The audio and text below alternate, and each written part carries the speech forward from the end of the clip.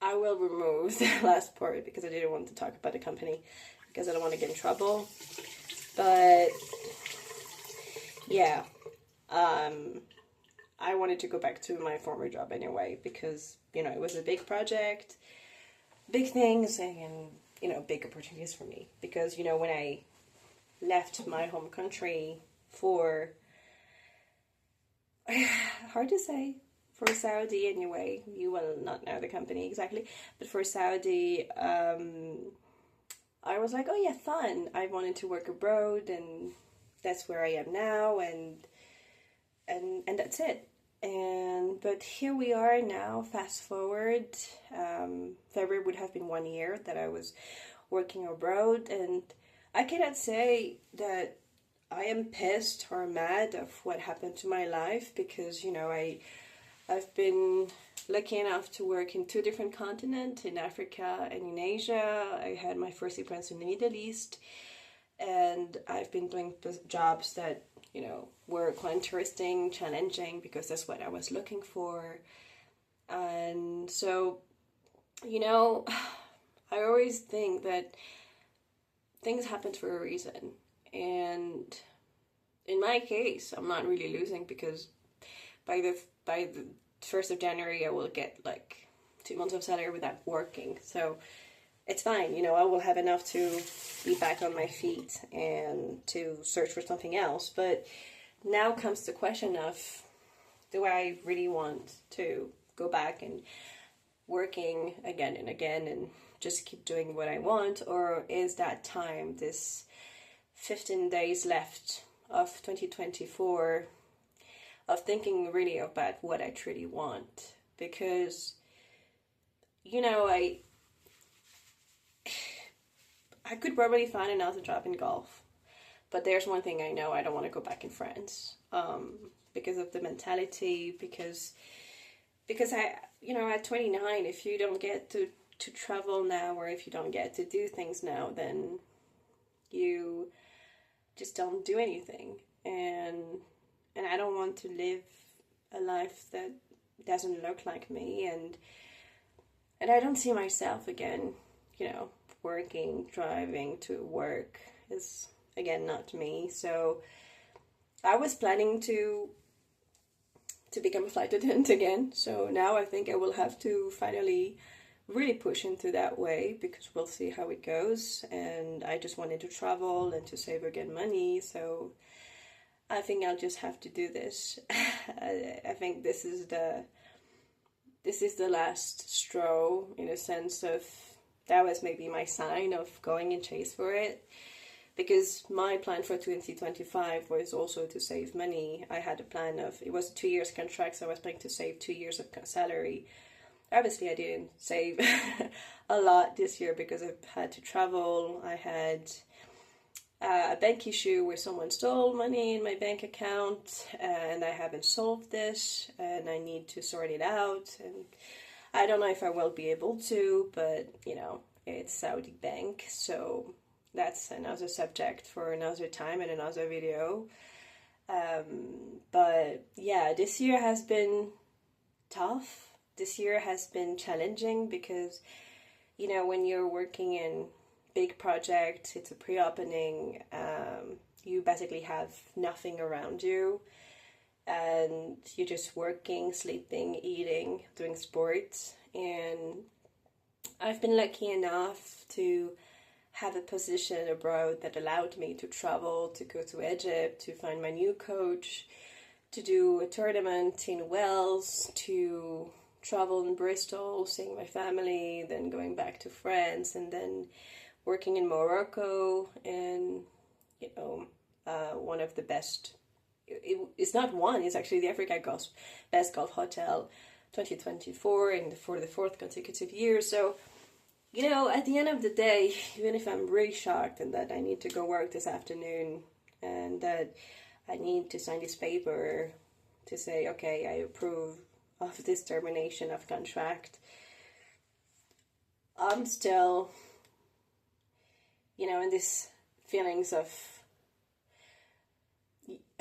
I don't know how to say it, but for people like me who works a lot and and who gives always 100% into something, it's hard because you just wonder if what you're doing and the energy you're putting into the work is really worth it. Because I know that as long as I work for an employee and that I'm not my own boss, that I will have to go through this.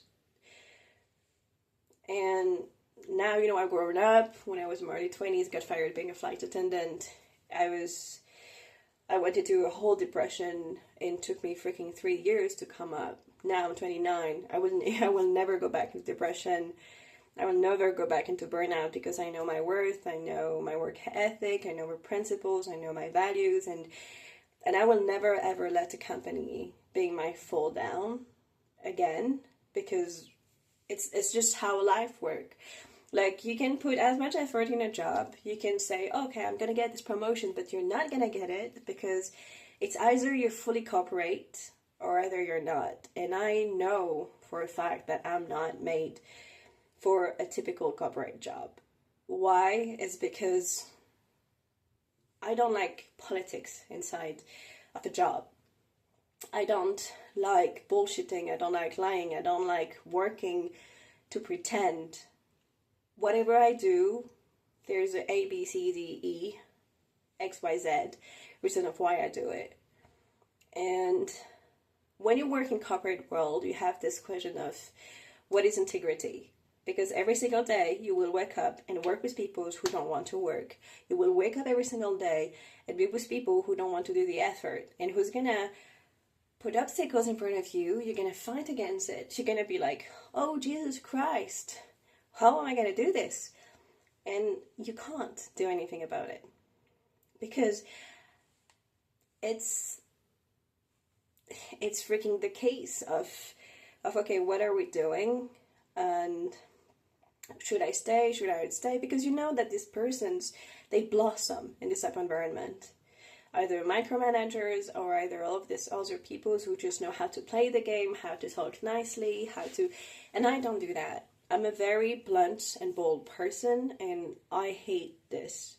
And that's why, I was like, oh, I want to become again a flight attendant because I won't have to think. I'm not saying that flight attendants are stupid. Most of them have a lot of degrees, they're very smart, but they just want to have somehow an easy life. When I say easy life, a flight attendant is not an easy job. I was working in short haul and mid haul. It's really hard.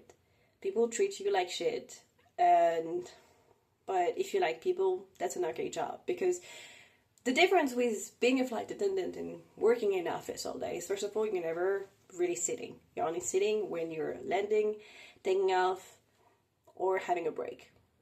When you work in an office, you're sitting all day, answering emails, answering the phones. True, sometimes you're traveling, having a business trip, and you're socializing, but the rest of the day, you're just doing admin work.